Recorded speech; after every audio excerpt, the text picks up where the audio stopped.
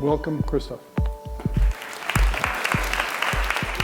So how do we create opportunities for daylighting, especially in existing and in new cities? In new cities, obviously, we have way more opportunities to come up with building massings that are supporting that the buildings don't steal daylighting away from each other. But similar, if we have existing cities, we want to make sure that infills don't start destroying the daylight that we have currently right now.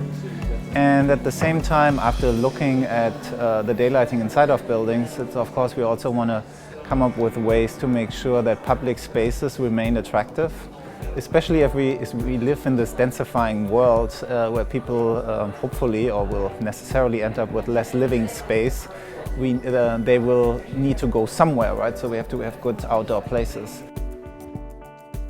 At every step you can mess it up, so to speak, right? So if you come up with the wrong facade concept, the wrong shading systems, the blind might be closed all the time, and even then in the very end when you have daylight within the space, and we heard that yesterday from David from Foster & Partners, you can still end up with the electric lighting being on. So it's this really long chain, and there are many people being involved in the process. One of the biggest barriers I see is the use of shading systems and how they're being operated. And that's something that in architectural design is so far too much ignored, partly because we don't really know how shading devices are being operated. So we've come and had this experience now a couple of times where we have some basic shading usage modules and we applied them, and students in our studios came up with a skylight with a shading system on top of it. And then when they modeled it and looked at the predictions, the shading system was closed the whole year.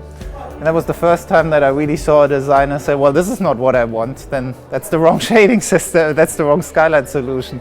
So getting there, which is very far from practice right now, that's really, I think, one of the main opportunities to try to predict how shading systems are being used and then make sure that they're open sufficiently enough. I think a lot of the concepts when it comes to, especially for the architects, to urban massing, that's relatively simple, right? You want narrow planned buildings that have enough envelope area so that there's opportunities for daylighting there, which is the norm in many European environments anyhow.